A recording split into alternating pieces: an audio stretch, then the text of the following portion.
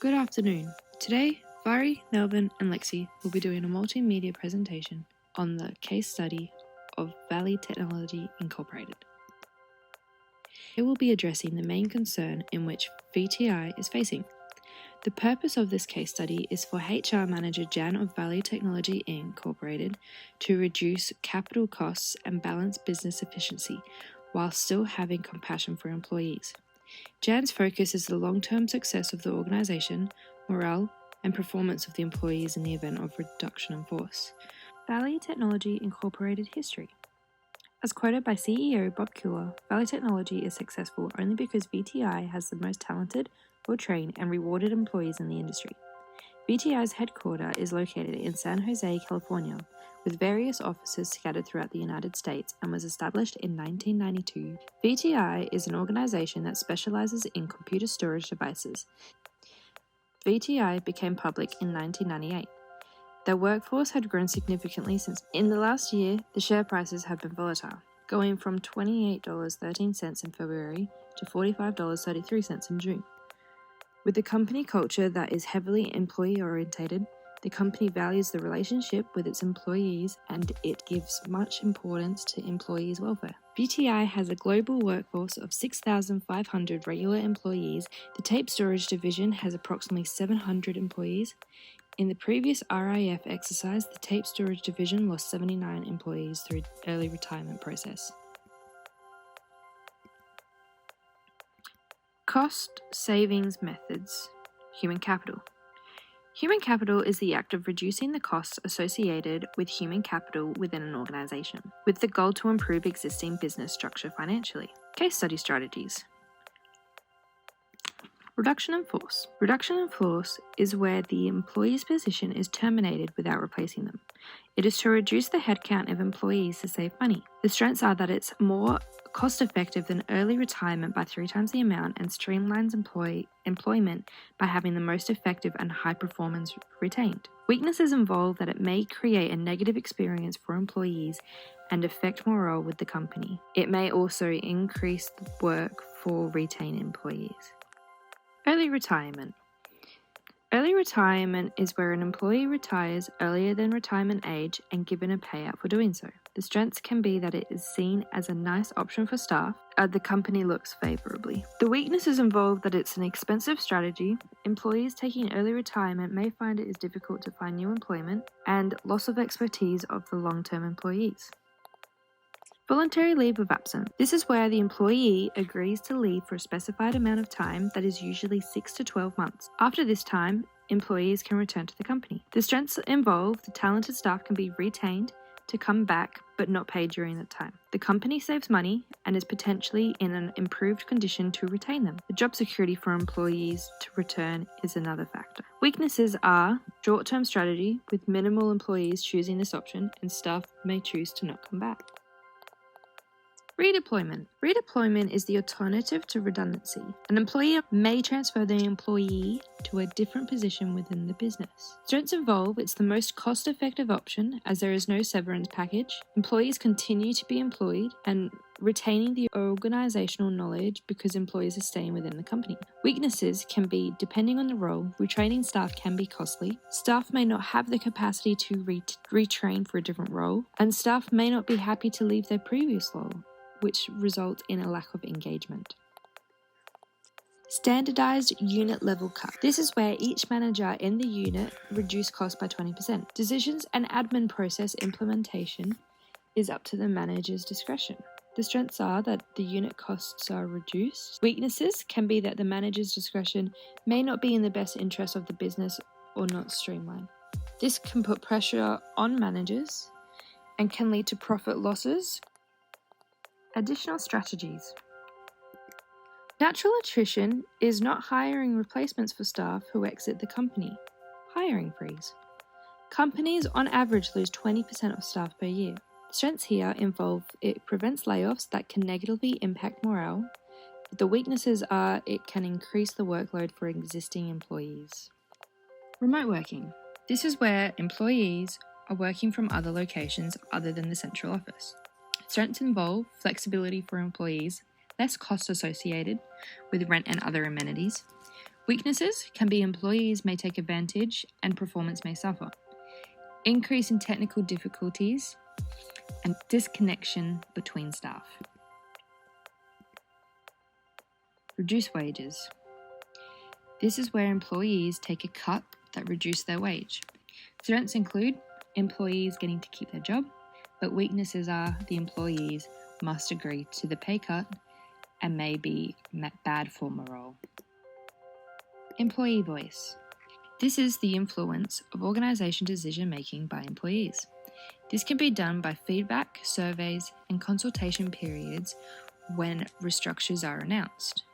Strengths can be employees feel empowered that their opinions make a difference within the organisation. Weaknesses involve failing to act on feedback, poor management, employees' lack of trust, with their opinions remaining confidential. Outsourcing departments. This is the hiring outside of organisation to perform a service that was traditionally done within the organisation. Strengths include reducing costs, extending work hours. Organisation can focus on core business. Weaknesses are the loss of control, reducing quality, lowers morale, and public backlash. Layoffs. Layoffs may occur for different reasons. The main reason an organisation decides to lay off employees is to reduce costs. There are two types of layoffs, voluntary and involuntary. We have chosen to go with 4 different selection criteria. Merit-based selection. Merit-based selection, or overall job performance, is one of the most popular used methods for determining which employee to lay off. It assists the organisation in weeding out underperforming individuals. Performance depends on perception, values, and attitudes. However, the overall organisational success is dependent on efficient and effective performance. Strengths include that it ensures you have the best employees of your team. It's a cost-effective solution to keep your best performed staff. The weaknesses are it can lower morale in employees and it can increase the burden on the employee who have been retained. Seniority-based selection. This is one of the simplest methods, last in, first out. The last staff to be recruited will be the first staff to be let go. Laying off employees on the basis of seniority can take some of the stings out of the process and provide workers with a sense of fairness.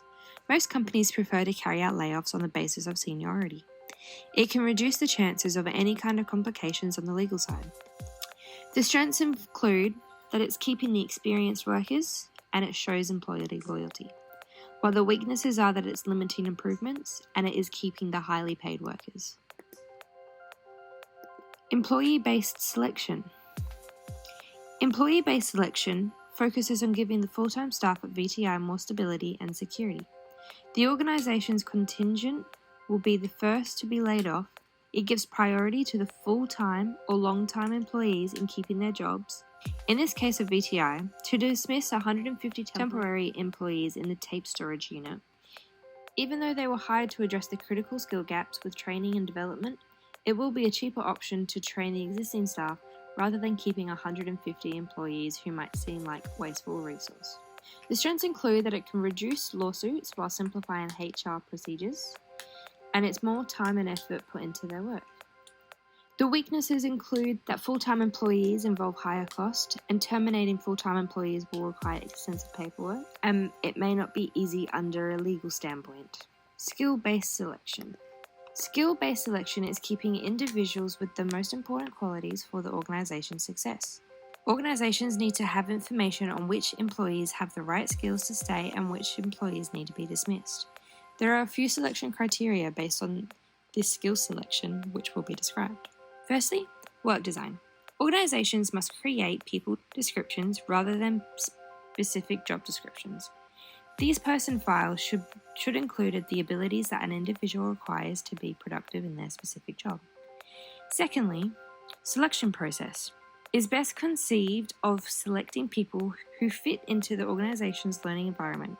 In essence, the objective is to choose people for the organizational membership rather than a specific position. As a result, the selection process should focus on employees who can learn and follow the organization's career path. Thirdly, The pay for performance problem is concerned with how well employees use their talents over a specific time period. One alternative is to utilize peer evaluations to assess performance and then connect remuneration to the assessments. Garnishing programs are excellent examples of a pay for performance scheme that works effectively in team setting. Lastly, training and development. Individuals who are rewarded for skill acquisition place a high value on their ability to learn and develop their abilities. This requires the organisation to have a well-developed structure for giving training to personnel, as well as the availability of time for them to participate in the training. The strengths with skill-based selection include that it creates a competitive advantage as it leaves the organisation to perform better. The company can create systems that proactively support the development. They can develop individuals who are capable of progressing in their organisation. A skill-based approach can directly target the learning of the new skills to help ensure that individuals in VTI have them. And the skill-based selection may aid greatly in attracting new employees and retaining existing ones. The weaknesses here are that replacing employees who have left the organisation is costly. While the criterion appears to be excellent, it has one major flaw. It may expose your business to age discrimination. When utilising this strategy, more older workers are frequently let go due to newer talents of the younger workers. It also invests considerable time and money in individuals to make them more valuable. Because a one-fits-all approach will not work, organisations need to spend time developing approaches that best fit their situation, which can be costly. Changes in VTI are seen as incremental changes, or small changes, as these changes are made to the existing issues. Motivation and re-engagement are vital, as everyone wants to be treated equally and fairly. Time-consuming, but also emotional. Changes can be challenging with reactions such as disbelief, fear, frustration, stress, and anger. The staff is often left feeling scared and tense. Improvement programs are merely impossible to achieve as workers are neither motivated and nor proactively engaged. People tend to be more comfortable towards what they know, but in order to successfully move forward, it is vital for change to occur. Kurt Lewin's 3-step change model is an important tool. These models consist of 3 steps: unfreezing, change, and unfreezing. Unfreezing is preparing change, while change is taking action and involving the employees, and refreezing is reinforcing the changes. Restructure for Valley Technology Incorporated. The goal is to have the right people in the right place after downsizing is complete. The planning of the restructure must align with the strategy of the business, balance business efficiency whilst having compassion for employees who lose their jobs after many years with VTI. The organisation navigates down the road with care to maintain profitability. Specific strategies. Natural attrition of staff of specific areas. Voluntary leave of absence should be offered and approved to staff who wish to take it, but the company would like to retain. Redeployment to the departments which require additional staff, where organisational knowledge is beneficial. Early retirement offered for involuntary redundancies to mitigate the risk of extending staff eligible for early retirement to work towards the next redundancies offered. Involuntary redundancies should be specific and align with the business needs. An employee voice, especially when restructures with the company are being put forward. A consultation period should apply for any changes that should be made on the back of employee feedback. For the best practice, as frontline staff have the most knowledge around their ways of working. Careful consideration must be used in relation to reduction in force. Communications. Jan, who oversaw Valley Technology Incorporated, had the task to manage the notification process of informing employees of the layoffs. It is vital for a worker to be notified in writing of the decision to terminate employment and is entitled to receive the reasons for dismissal. Jan prepared 2 documents to assist in the notification process, one to notify the staff whose jobs was directly affected, and one to all staff members in the Tate department informing them of the layoffs. This topic will discuss and assess the letter to the affected employees and will provide recommendations listing anything that should be changed to create an easy transition for the reduction in force. Notice of discussion dismissal. Exhibit C, titled Notification Letter, is a document with the intention to be sent to the affected staff on the planned date. It provides the information of dismissal, including information about a 3-week reduction in force plan, a post-working notice period 6-week program, and a severance package. The company had decided to adhere to the guidelines outlined in the WARN Act, which was mentioned in the letter. Email message to all tape storage employees. Exhibit D presents an email to be sent to all tape storage employees advising of the reduction of force to ensure a solid cost structure for the following year. They are to be told on the same day the employees are receiving their notification letter, explaining to ensure a solid cost structure for the following year, which will result in a reduction of force. The letter advises that they value the staff and explain human resources will be working with those affected and aim to redeploy. The document also provides a statement offering a complete list of affected employees. Discussion. Email as a form of communication, use of wording, applying to the case study. Emailing as a form of communication. Electronic mail has become a widely used medium, replacing or supplementing communication tasks that were previously accomplished by face-to-face conversations, letters, or telephone. The interpretation of messages online has relied on verbal information and may have consequences for the decoding of others' emotions or tone portrayed, missing the ability to make use of non-verbal cues in the interpretation of incoming messages. Sending emails to employees also have the chance of being missed and could in turn find out from other sources. Emails can be one-way point of communications and sometimes make the notice, quote, "Do not reply to this email." Emails that are written with the intention to be sent to a large group of people can be created through automated systems and make no option to respond, which could give individuals the idea they have no voice or say in anything they are told. Apply in the case. When looking at Valley Technology Incorporated, the case study, a discussion surrounding the 2 draft communications provided in the exhibits can be related to the importance of communication when laying off staff. The use of wording, as mentioned, must be considered using, quote, affected in an email when used as a euphemism for layoff and could be perceived incorrectly. Working and post-working notice period is also mentioned and not clearly explained as to what it means, which could be confusing to some. It should be mentioned that the company is spending a lot of time and resources on the affected employees, providing them with resources to help them land another job. This is something they are not legally obligated to do and results in a loss of money and time, as there is a likelihood the employees may be leaving the company. The decision to lay off who is affected is notified on the same day, which could have negative outcomes. Following the timeline, it shows that all shareholders, managers, customers, and staff are all notified about the layoff the same day. This shows that no one except executives knew anything about the planning of the reduction in force and could have consequences on the remaining staff.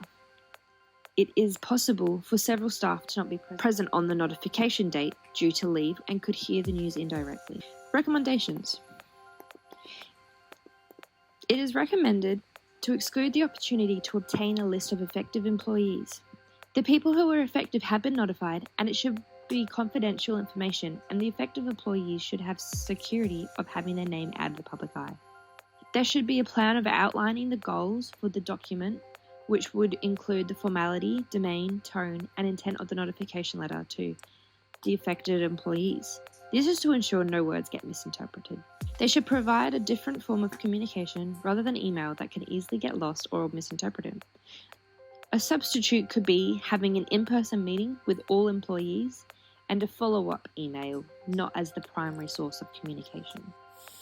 It is recommended that shareholders and staff should be made aware that a reduction in force is in planning and to stay transparent to avoid job insecurity and loss of trust from all those involved. Final thoughts. Cost-saving methods chosen must align with the business strategy. There is no specific method which is easy to lay off employees. Several considerations need to take place before deciding which employee to lay off.